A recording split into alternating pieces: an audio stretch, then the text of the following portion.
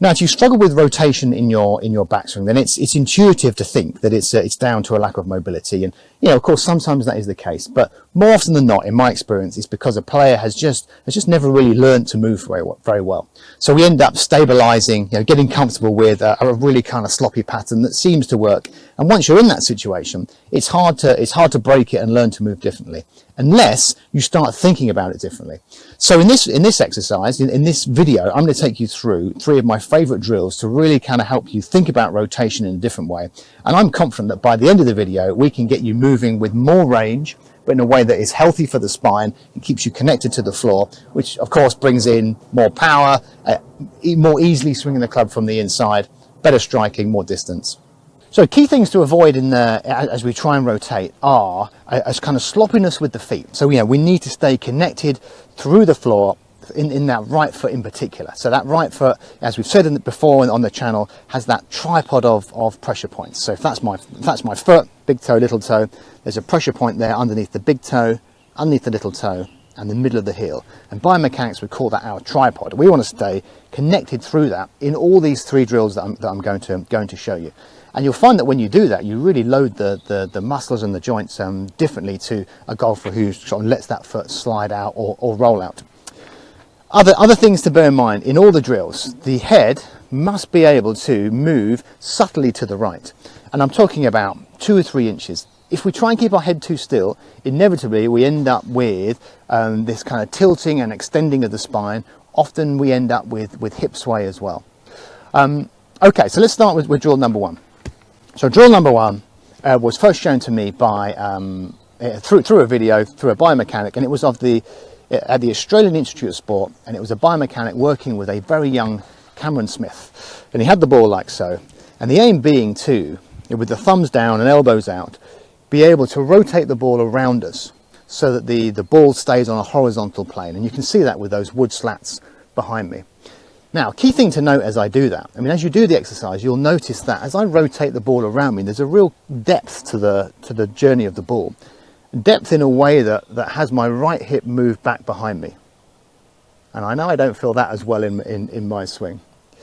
So you'll see as I'm doing the exercise, again, the head is allowed to move subtly to the right. And as a result, my spine at the top of the backswing here is leaning ever so slightly away from the target. That's important. Most of those things, to be honest, are going to happen for free as long as you keep the ball on that horizontal, that horizontal plane. Once that ball starts moving upwards, you can see my spine is looking quite different there. There's a sort of arch in the bottom of my back. I can feel my spine extending, the hips sway out, all those kind of pitfalls. So keep the ball on that horizontal plane, allow the head to move, and you're going to find that you end up rotating in a way which is really healthy and is connected to the floor. And you may surprise yourself as to how much rotation you can actually create.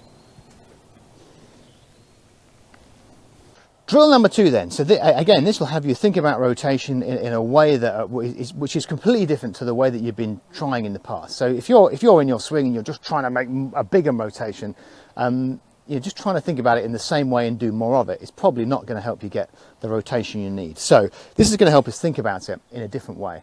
And I really like this because the rotation kind of seems to come for free. So I've got a stretchy band. It's attached to a stool here, but you could probably do the exercise without the band, to be honest. But the aim is to be able to, again, staying connected to the floor in the right foot, push our arm away from us and as far to the right as possible. So I'm stretching that band across me. Now, as well as rotation here, you'll also get that extension of the arm in the exercise for free. So as I'm rotating, as I'm pushing the arm across me, you can see that my spine is rotating, but without me kind of twisting, because that's the pitfall that I would fall into. If I think about rotation just from a really kind of bad history when I was younger and learning the swing, if I think rotation, I do it from my ankles, from my knees and my hips, and that is not actually rotating the thorax. It's not rotating the rib cage. So if I think turn, not very good for me. If I think about pushing the left arm across me and to the right, wow, I can keep stable legs, and I've got this fantastic rotation of my rib cage as I glide the arm across me. And as I say, I'm thinking about it in an entirely different way to the way that I would do ordinarily in my swing. So you could then probably ditch the cord and just be able to stretch that arm across you. Now what's important about this exercise is to note the journey of the shoulder.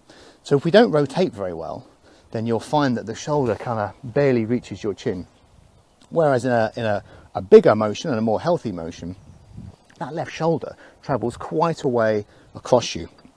I mean, my shoulder there is working sort of more towards the right knee.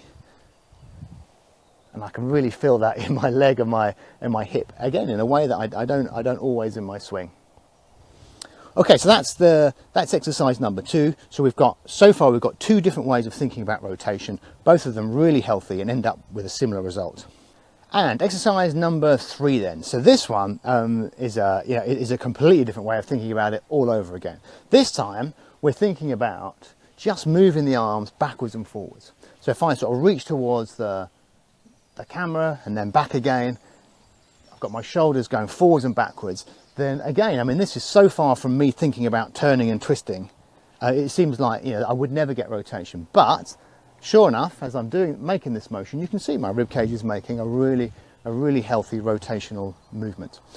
So the way to kind of take this into the swing then is to use the analogy of one of those old kind of petrol lawnmowers, the really kind of posh ones that cut the grass like it's a golf green.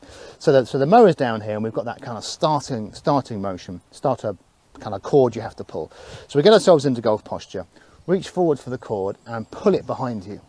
Now, of course, as I'm doing this, I'm getting this response from my hip, which is moving back behind me, and I'm getting all this rotation of the spine while still being in posture. So if I do it this way around, I'm in posture and I'm pulling back, and you can even think about the downswing in the same way, using the feet and knees as you pull back in the opposite direction.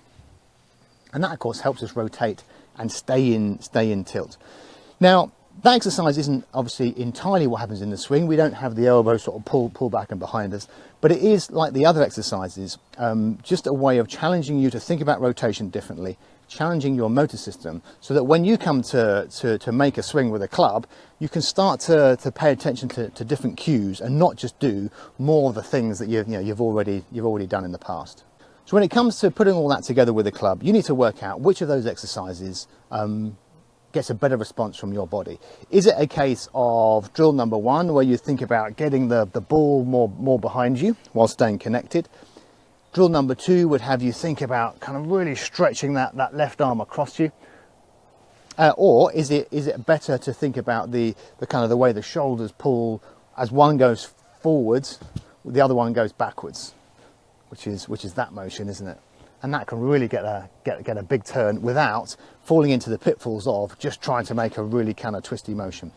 So explore those 3 options, and I am, as I said at the beginning, I'm really confident if you try all 3 options, you will find a better way to rotate while being healthy and doing it in a way which is structured and entirely orthodox. I really hope the exercises in this video make a difference to your game. Oftentimes our movement is hugely affected by the way that we think about it.